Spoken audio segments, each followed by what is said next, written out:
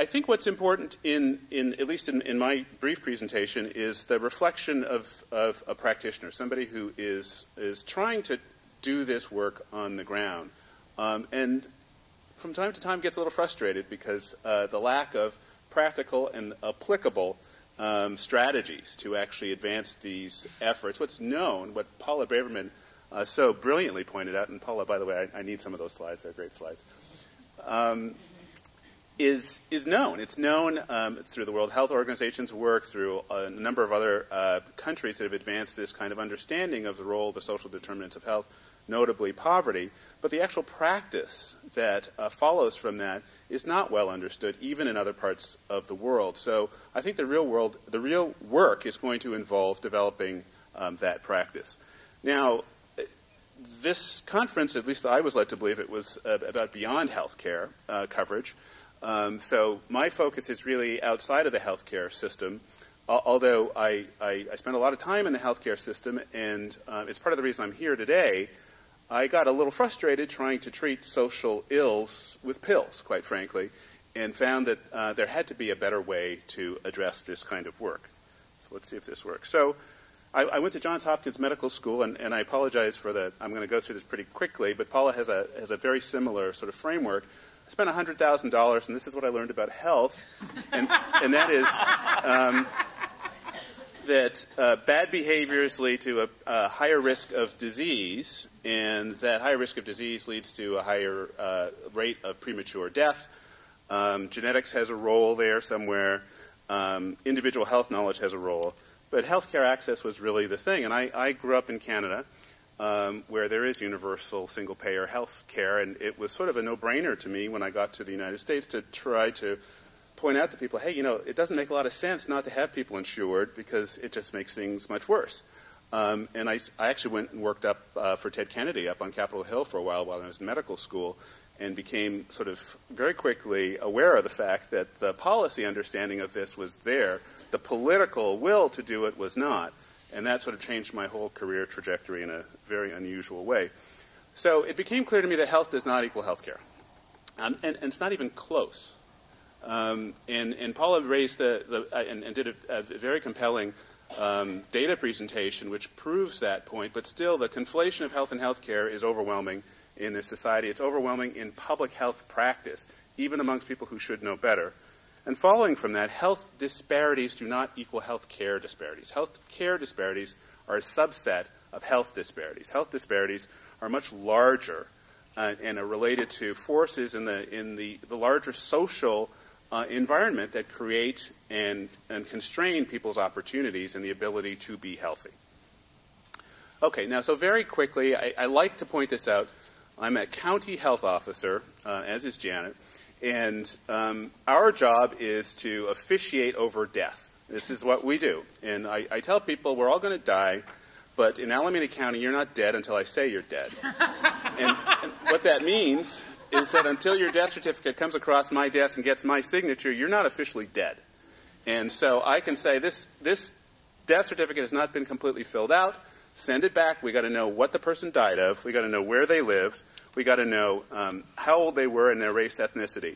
And with those 4 pieces of information, you can actually tell a lot about the distribution of death in your community. And that's, in fact, what we've done. We've looked at life expectancy. We took 400,000 death certificates. We went back in time, and we looked at how long people lived back in the old days. And to do this, you have to use just white and black because the census didn't talk about anybody else in any meaningful way until 1990.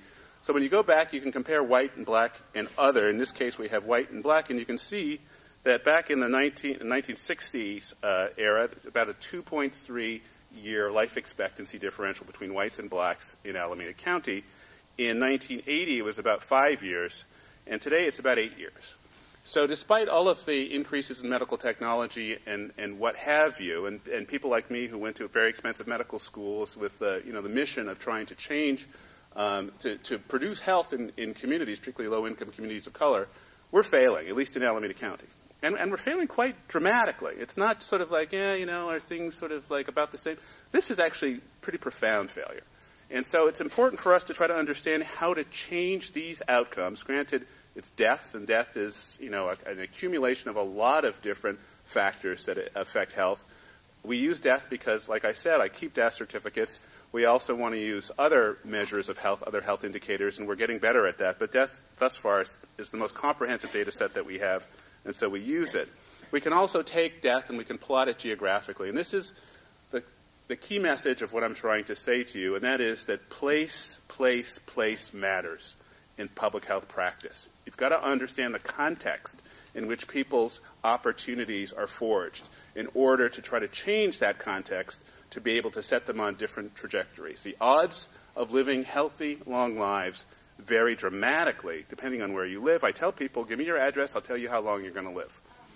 And the truth is, I will be right much more often than I'm wrong. And I shouldn't be able to do that. This is a map of Alameda County. I apologize for those of you who don't know Alameda County, but trust me, it's Alameda County. That's poverty up on the left, and then we plotted death certificates on the bottom right there, and we calculated life expectancy based on a variety of different calculations. The green are those census tracts where people live longer than 80 years. The yellow are intermediate life expectancy census tracts where people live between 74 and 80 years. And the red are low life expectancy census tracts where people live less on average than 74 years.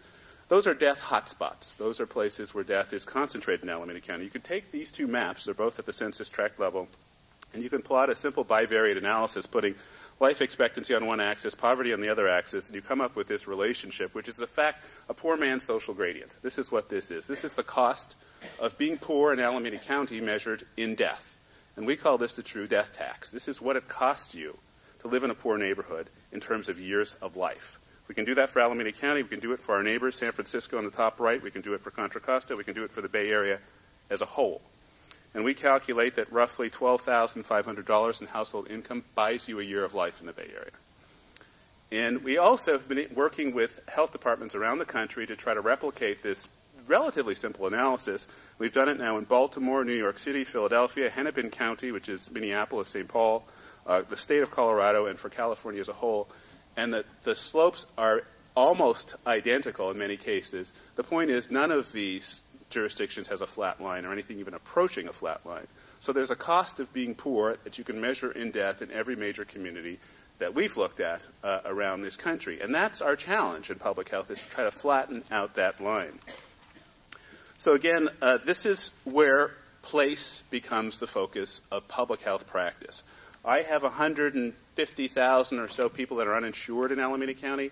I provide health care for about 60,000 of them directly. We pay for health care coverage. Plus, we maintain 3 hospitals and about 10 community clinics, as well as have contracts with community-based organizations to provide health care. So I know the cost of health care. About 90% of our health care budget in Alameda County goes to providing care in those 3 boxes that I showed you before for people who are essentially have gone without. And disproportionately, they live in those red communities. So a smart person would ask themselves, is there something I can do in those red communities that can decrease the demand for the very expensive health care services that I have to provide in hospitals and emergency rooms and the like? I'm going to tell you that there aren't that many smart people who've been successful in changing public health practice, because we operate as if the whole upstream world doesn't exist. And that may have something to do with federal policymakers, the siloization of public health practice, but the truth is most of what we do is downstream.